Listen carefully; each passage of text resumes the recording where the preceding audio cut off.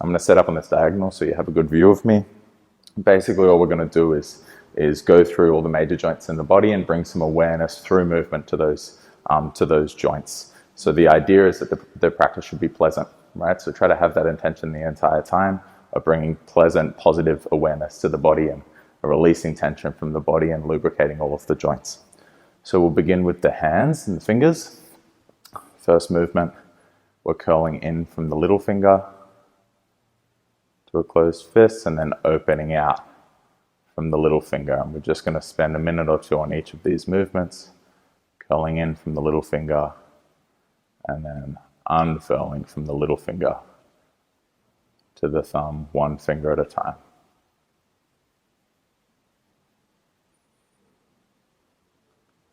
If you want to spend more time on any of the movements, then just pause the video and do another couple of minutes. If you find something interesting or useful, or even something challenging that you think might be worth practicing a little longer, obviously feel free to do that.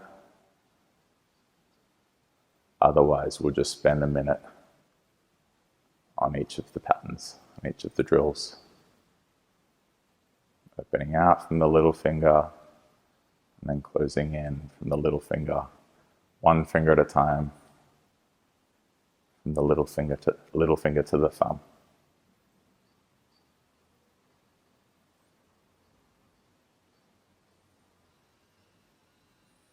Okay, next one is a simple wave, led from the fingertips.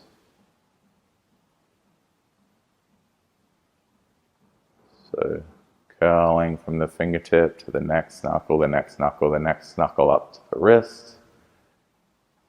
And then again, kind of movement of a dolphin diving. Down and up.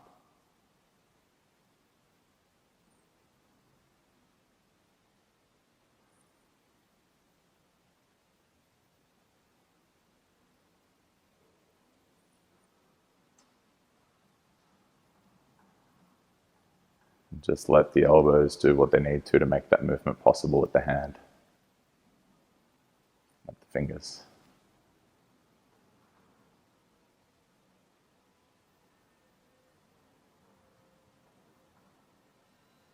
Okay, reverse it. So now lead the movement from the wrist rather than the fingertips.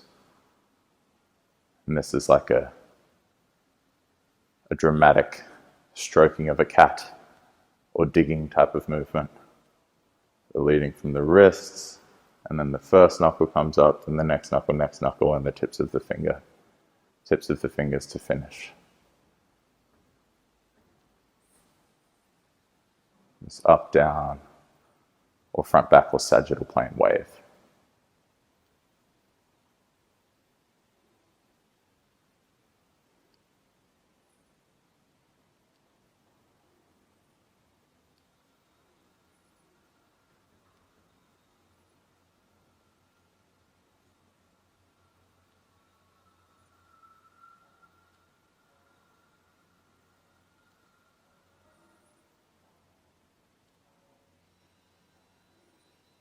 Okay, to the wrists. So we'll connect the wrists, and the point of contact will be around the wrist, but we're minimizing or completely avoiding contact between the fingers and the hands.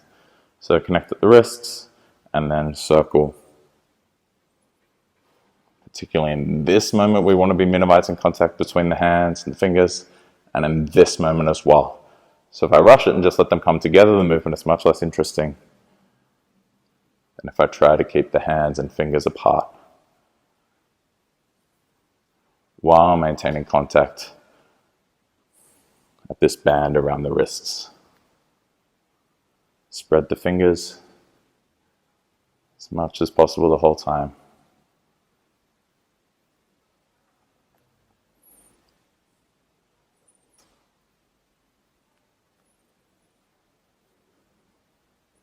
Try to keep the shoulders relaxed, the face relaxed, the neck relaxed. Other way. And with any of these joint rotations, when you find an interesting or challenging portion of the movement, so say it's here, perhaps slow down through that part of the movement and try to keep a continuous breath pattern, calm, smooth breathing the whole time rather than tensing up in those difficult parts.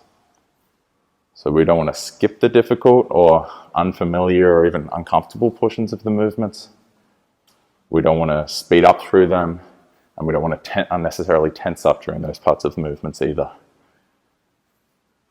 That's part of the point of this practice, is to go into those unfamiliar areas and just bring some movement to those ranges of motion to help nourish the joints, the connective tissue, and release any unnecessary tension from the body as well.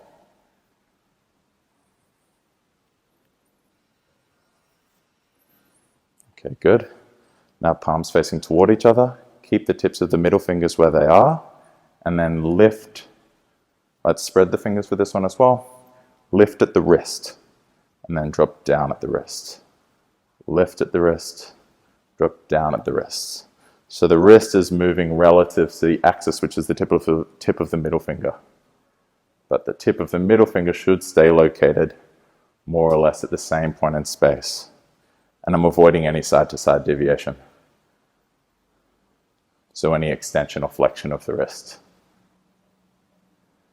And just deviating up and down, up and down.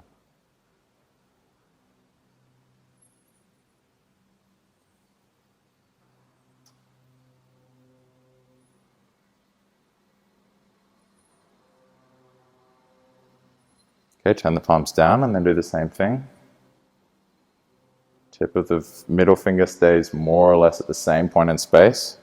We're trying to keep it at exactly the same point in space and move the wrists relative to that point, which is different from keeping the wrists where they are and moving the fingers. I'm keeping the fingertips where they are and moving the wrists. So it's a closed kinetic chain movement.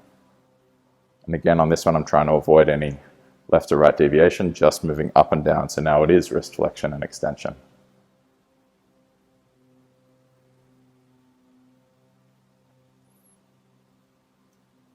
Notice left-right imbalances with any of these movements. It's not the end of the world. Asymmetry is normal.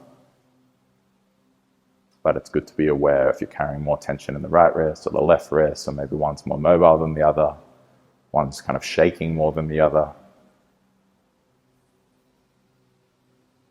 It's a good way to learn a little bit more about the body just by going through it joint by joint. Okay. Let's bring some movement into the elbows now. So the circle will be drawn here on the frontal plane and in front of the body with the hand. Now this is an open kinetic chain, elbow circle.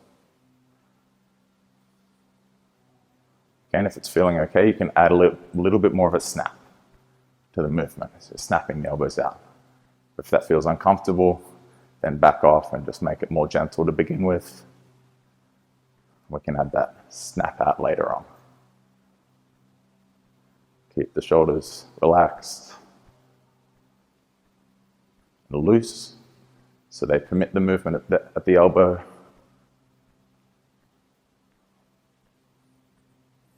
So you can see from this orientation, this is the circle that I'm drawing. This circle here, change direction. Circling in. And with however much snappiness feels comfortable, feels appropriate for you today. If the elbows are a little bit tender, just move much more slowly. And if they feel okay, a little faster.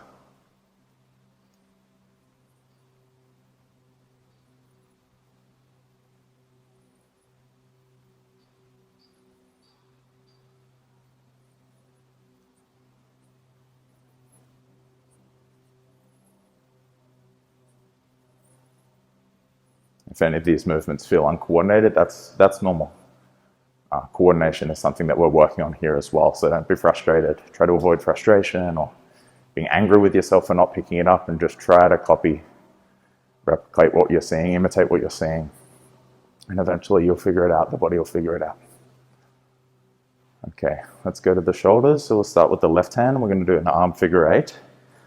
So keeping the palm up the entire time, traveling forward with the hand, out to the side, over the head, out to the other side, and palm stays up here as we'll come out in front again, and to the side, and finally under the armpit. So you probably will have seen or done this movement before. It's a very common movement, the teacup movement. The idea being that if I was holding a cup of tea in this hand, I wouldn't spill it. The palm stays up the whole time as I draw this figure eight. So there's a circle above the shoulder and then a circle here below the shoulder. And let's allow the rest of the body to move as much as needed to make that the largest possible movement. So you can search here for a stretch down the side of the body. Let's reverse it. Come back. So this is leading from the shoulder. Search for that stretch here. And then down here we can get a stretch down the other side of the body. So the whole body is participating in drawing this figure eight. In this movement, this direction is initiated at the shoulder.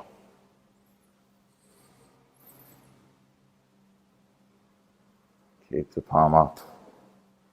And again, continue breathing through any difficult or uncomfortable, unfamiliar parts of the movement while trying to avoid speeding up, even slow down through those portions of the movement.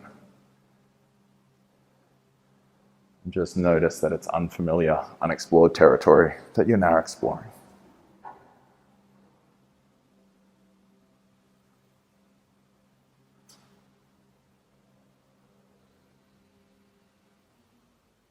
Change sides, initiating first from the fingertips, forward, to the side, back, over the head, forward, to the side again, under the armpit. So this direction, the fingertip initiated version, first goes under the armpit and forward.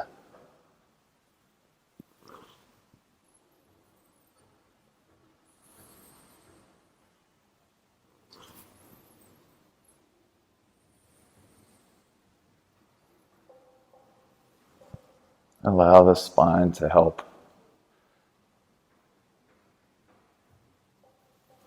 And remember to keep the palm up the whole time. If you want to, you're struggling with that cue, you can put something in the palm of the hand to keep yourself honest without just holding it, right? You have to keep it flat on the palm. Maybe you raise the stakes by putting a smartphone in your hand or whatever it is. Here, reverse it, change direction. So here in the shoulder initiated version, we come from in front of the body and then under the armpit. From out in front, under the armpit to behind. Side to the other side. And make sure whenever you pass the line of the body, you're going backward of the line of the body. So here over the head, I'm not stopping here. I'm trying to reach behind the line of the body. And then same thing when I travel under the armpit, behind the line of the body. To make this the largest possible figure eight. Largest possible circle over the head. Largest possible circle under the arm.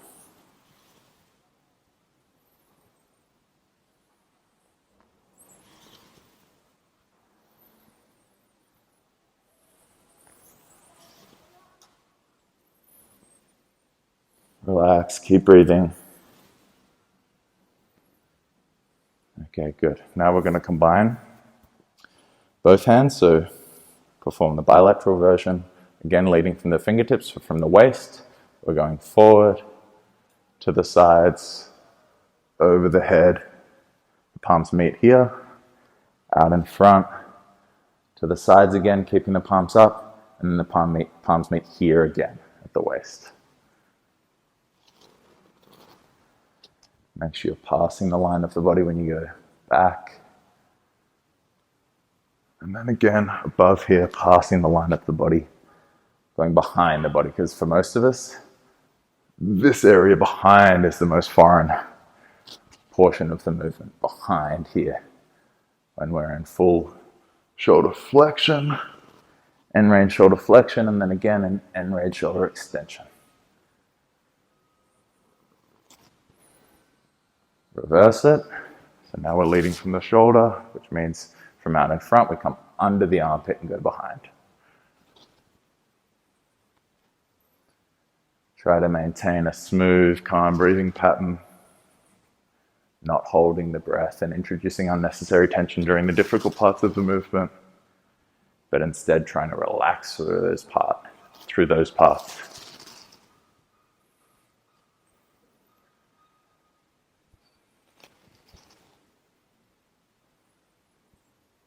The spine can help a little bit here, but obviously less because both arms are involved, right? So I'm allowing the spine to flex and to extend to assist in making the movement larger. Keep the palms up.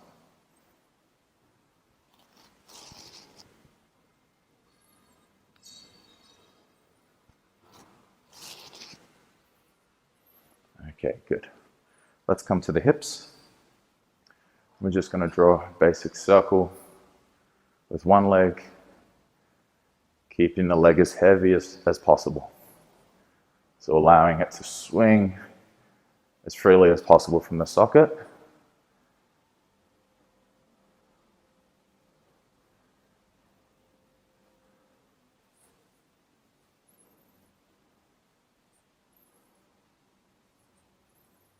Nope.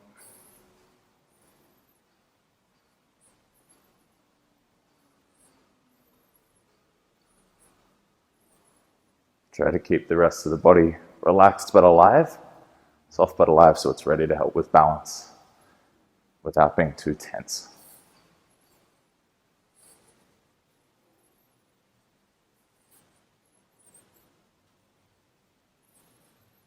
Change sides.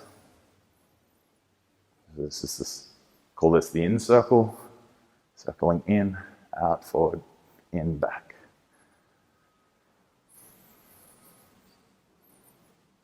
Heavy leg. Looking for a feeling of relaxation in the hip, minimizing unnecessary tension.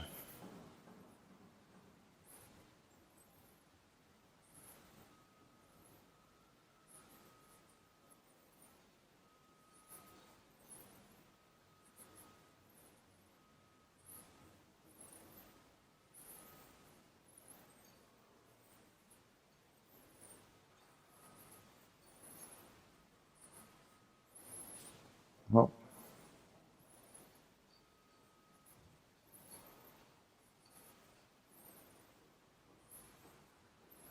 change sides again. Now we'll do the circle out. So forward, out, back, in.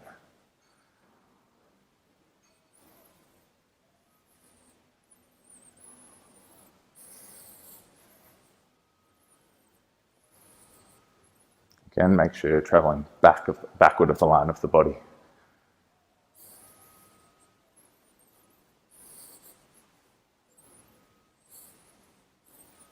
Most of us don't take the arms and legs behind the body very often.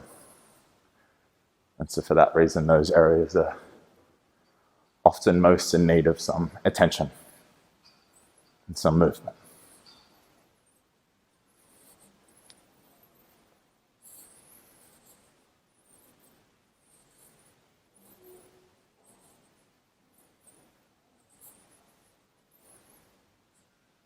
Change sides. Notice differences between the two sides, even between the two sides in terms of the grounded leg. So for me, my balance is worse on this side. And that's, again, just a useful thing to be aware of and to work on addressing.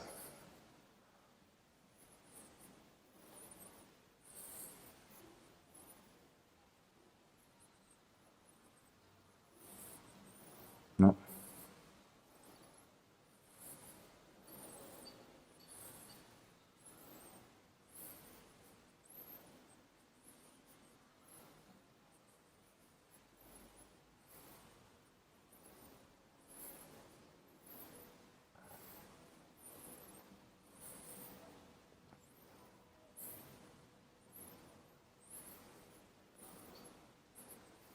Okay. Down to the knees. So bring the feet together, keep the thighs glued together. Hands can go on the thighs, on top of the kneecaps like this. And then we're going to go ski out to one side Drop the knees forward, and you can come up onto the balls of the feet here. Ski to the other side and extend the knees back.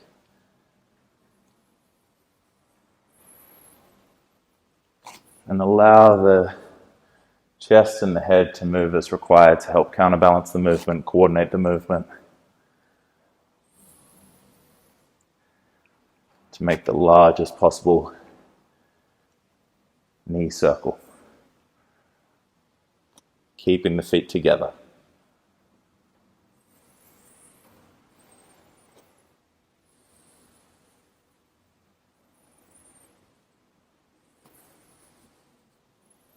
Other way.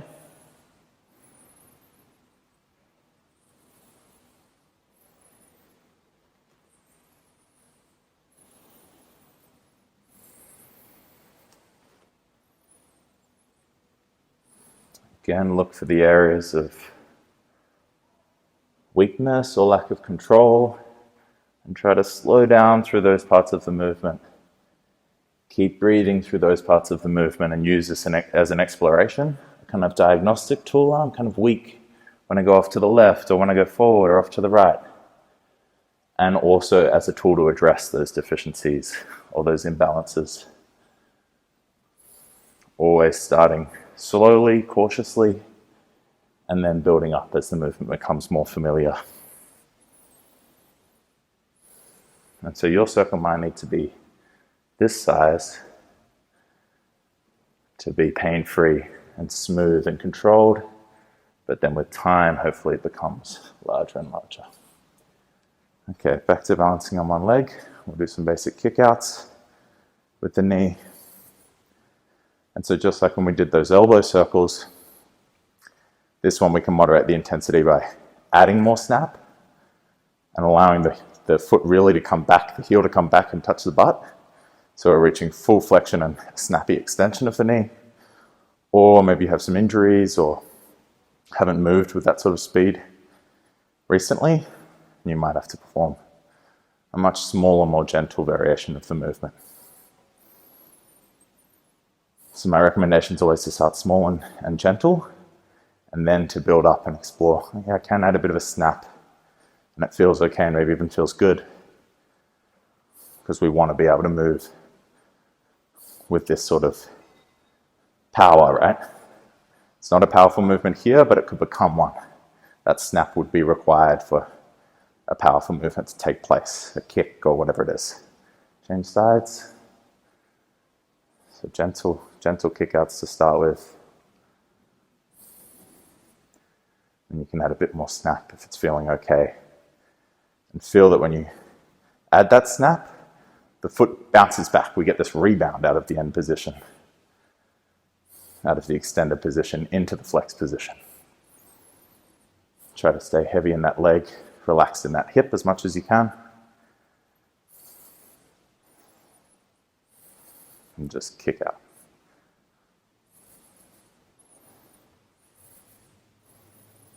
If you're struggling with balance, having your hands out can help. Again, not tense, but just out, relaxed, but active and alive and ready to help you catch little falls. Good. The ankles. So the ball of the foot will stay on the floor for this one, and we're going to circle with the heel on the frontal plane here. So the heel comes in, down, out, up. Just like when we did the wrist deviations, this is a closed kinetic chain movement. We're closing the chain by keeping the end of the foot in the same point in space and moving the ankle or the heel relative to that point.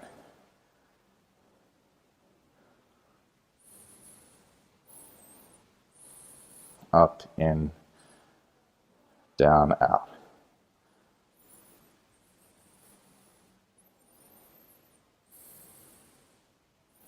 And my recommendation with all of the circles is to try to make each successive circle, let's change sides, a little bit larger and a little bit smoother than the one before it.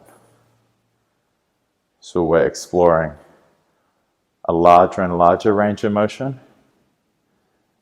and doing so with more and more fluidity with each rep, each repetition.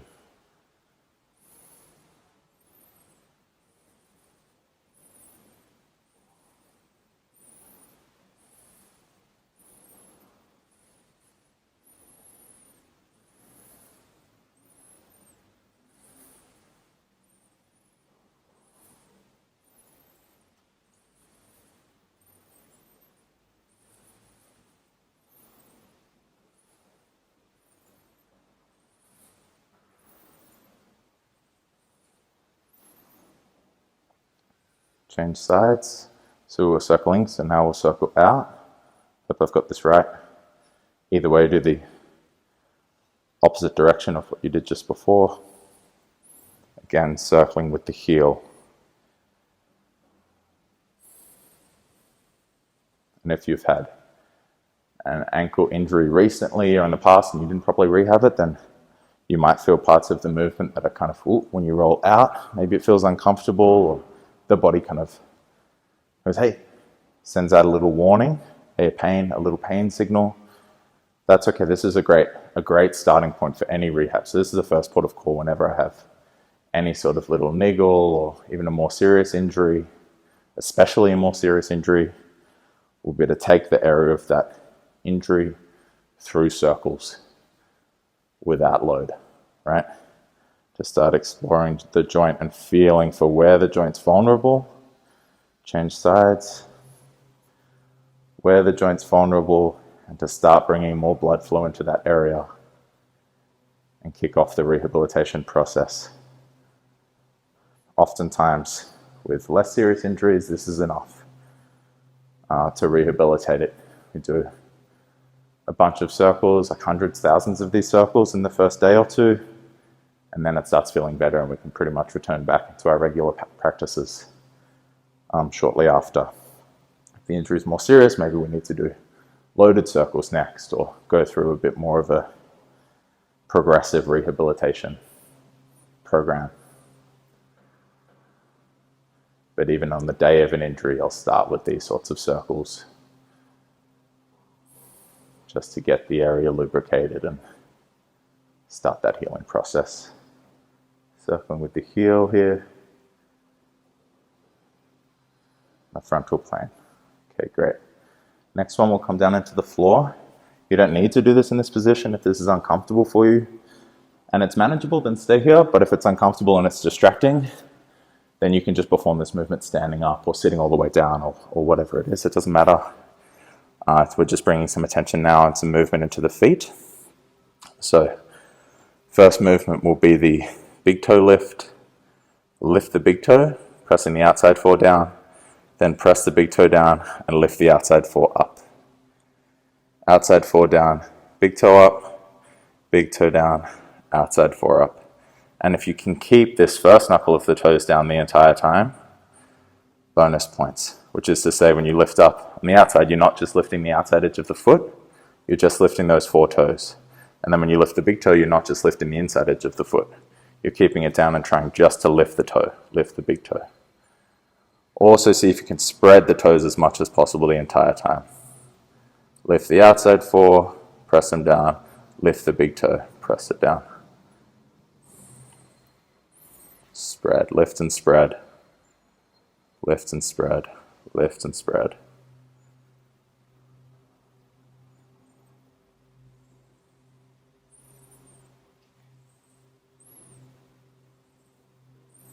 Again, try to keep the face relaxed. If you don't move your feet very much or bring much awareness into movement in the feet, then there can be a tendency, let's switch sides. Lift the big toe up, press it down, outside 4 up, press them down. There can be a tendency to start scrunching up the face, or maybe trying to do the movement with the hands, and you get this like claw going on. So see if you can avoid that. It's the brain's way of dealing with the fact that it doesn't have a clear map for this part of the body. So it starts throwing up other solutions. Oh, what if I use my face? Or what if I use my hands? Is that it? And so the answer is no, that's not it.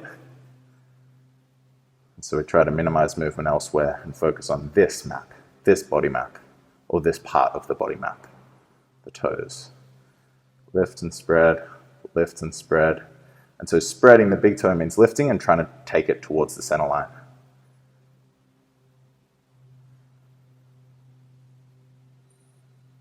Okay, change sides. And now we'll do the peel aways. So start with all the toes off and try to press one toe down at a time, starting with the little toe till we get to the big toe, and then lift one toe at a time from the big toe to the little toe. And this pad of the foot is down the whole time. Little toe, one at a time to the big toe, and then lift, big toe, one at a time to the little toe.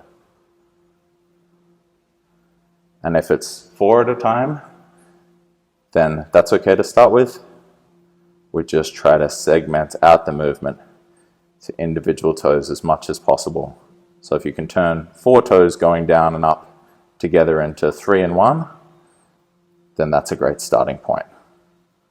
Or if you've got all 5 just going down and up together, then we try to isolate out the big toe first and progress from there. Change sides. So start with all the toes off, little toe, 4th toe, 3rd toe, 2nd toe, big toe off, 2nd toe, 3rd toe, 4th toe, little toe. So we get this wave from the outside in, a wave down, and then a wave up from the inside out.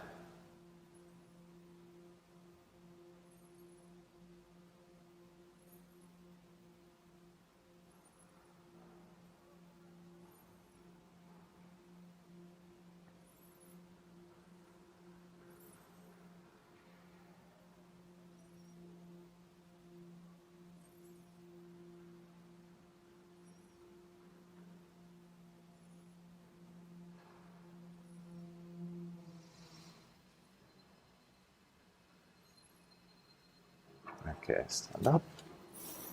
Great. Now we'll come to the spine.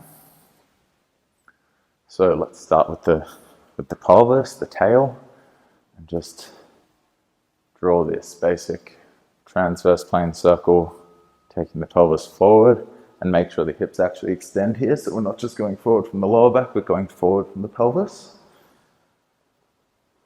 Forward to the side, back to the other side, forward, and you might be able to get this little like mini stretch here, mini stretch here, mini stretch here, mini stretch here.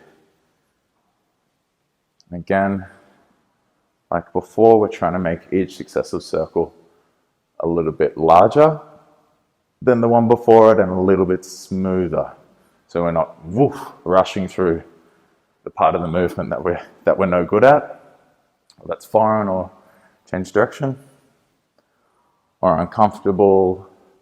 Instead, we might slow down through that part of the movement and feel like, oh yeah, that hip has been bothering me recently. Maybe these circles will help.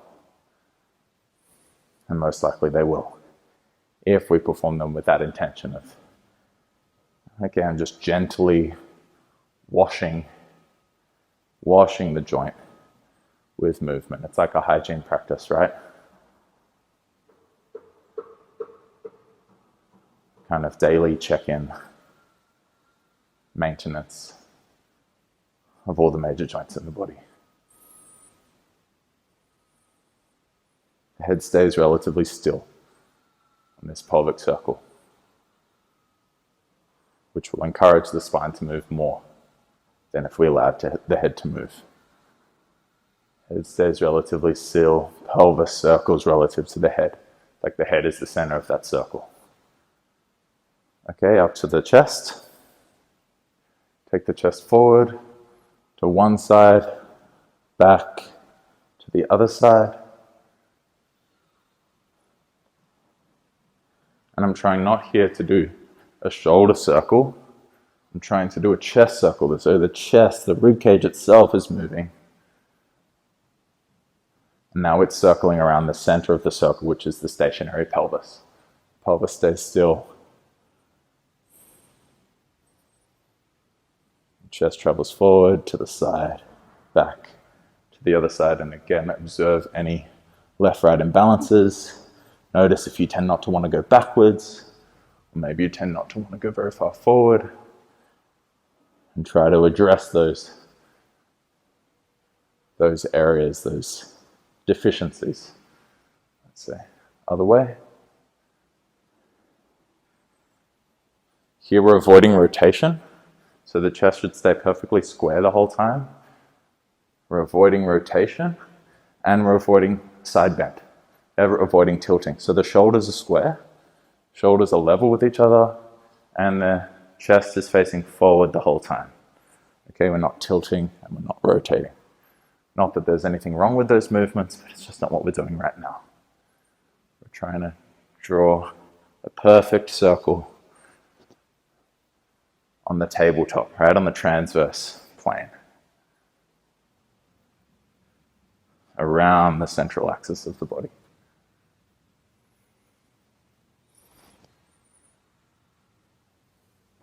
Arms heavy, hands relaxed. There can be a tendency to bring tension up into the neck and shoulders. Try to keep them relaxed.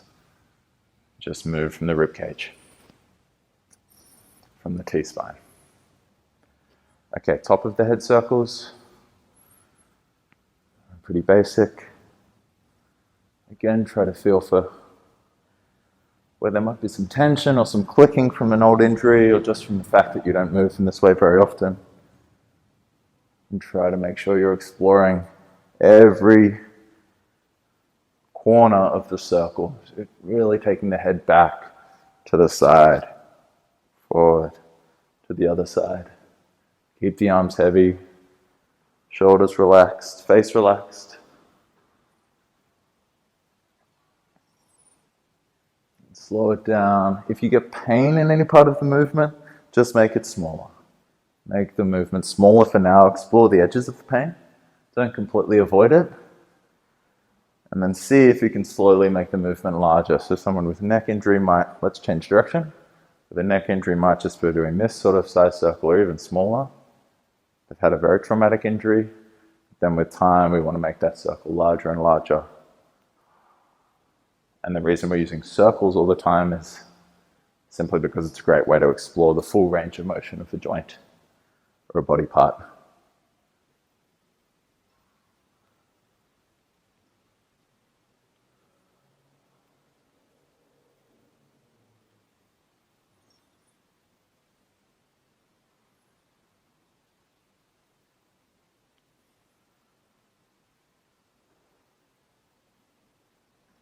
A little bit of clicking is okay. In fact, in my experience teaching, often normal, I would say, and is likely to be reduced over time by doing lots of these circles. So if you notice every time you go to the left, the neck clicks on the right side, or vice versa, or whatever it is for you, this can be a great way to work out those little clicks, those little kinks in the neck. Okay, let's go into some spinal waves now. So the idea here will be, first we'll do some movements initiated from the head. The goal here is, so if I do the head initiated sagittal plane wave, or forward backward wave, my intention here is to have the head be the farthest point forward, and then the very next vertebrae be the farthest point forward, then the next vertebrae, then the next one, then the next one. So every spinal segment gets its moment being the farthest forward, and you'll notice to make that possible, when we go to a new segment, the one just above it goes backward. Right? So every part of the spine gets its moment being the farthest forward, and now that I'm at the tail, the head's traveling forward again. So the head, next point, next point, next point, next point, next point, next point, next point, point by point, all the way down the spine from the head to the tail, and that's what creates the wave. So you can see from side on, this is the basic segmented spinal wave that we're going for, leading from the head and rippling down vertebra by vertebra to the tailbone. Head initiated wave.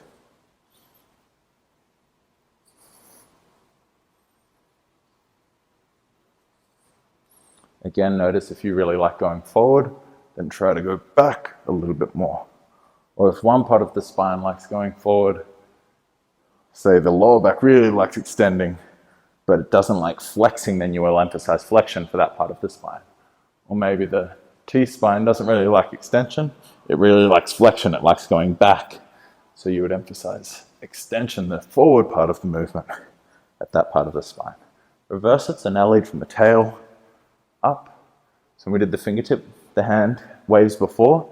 This is this variation. The one we started with was leading from the fingertips. Second one we did was led from the wrists. And this one's led from the tail up to the head. This is the movement. Again, each point gets its moment being the farthest back, and the farthest forward.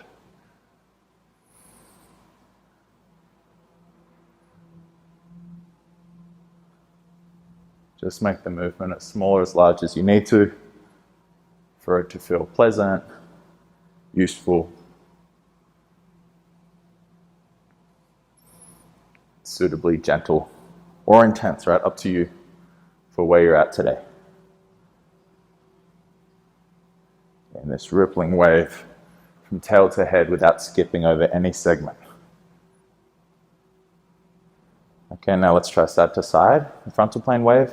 So first initiating from the head. And so we'll tilt the head to one side. This is maybe more useful if I face the camera. Tilt the head to one side, and then it's like someone's pulling me from the top of the head all the way over to that side. And then from here, I tilt back from the head first. And then I'm being pulled from the top of the head to the other side. And each spinal segment will again get its moment being the farthest in this direction. The spine follows the head kind of reluctantly. And then the head's the farthest to the left. Then the next point, and the next point, and the next point, next point, next point, next point, down the side of the body. And so the check-in points are here, where the head's farthest to the right and the tail's farthest to left. And then we wave all the way over to here, where the head's farthest to the left and the tail's farthest to the right. You might need to really break it down and slow it down like this in the beginning. That's completely fine. But ideally with time, it becomes this more fluid, continuous, side to side wave. Snaky wave led from the head. Arms heavy and relaxed. Don't let the shoulders creep up.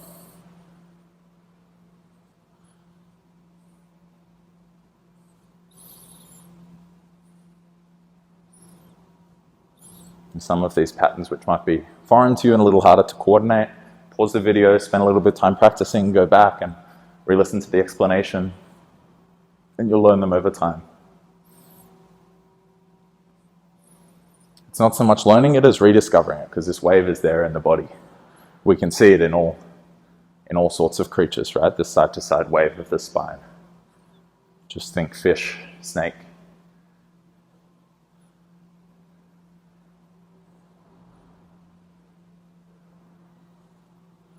Okay, now we'll lead from the tail, from the pelvis.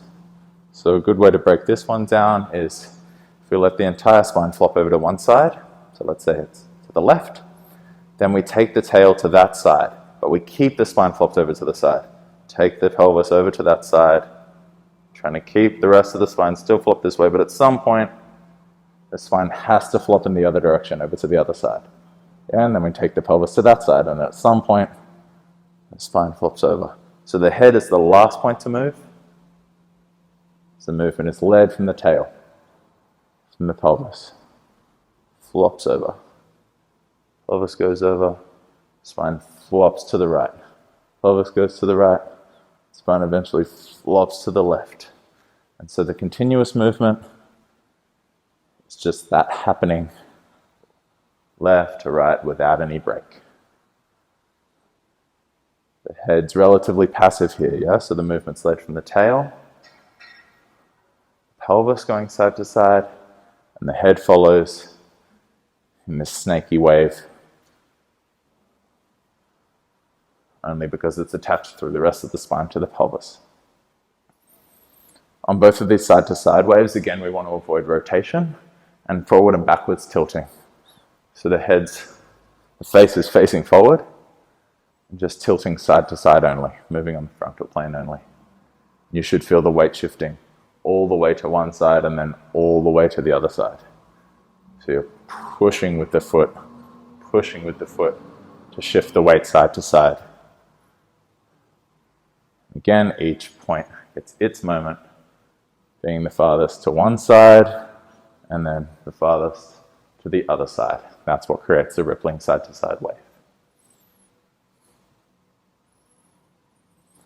If you're stuck inside, there's no reason not to do this every day. It's important for us to continue moving our bodies and to continue with our practices to whatever extent we can at this time. Right, so hopefully you found that useful, and we expect to have more of these videos coming soon as well, so keep your eye out for them.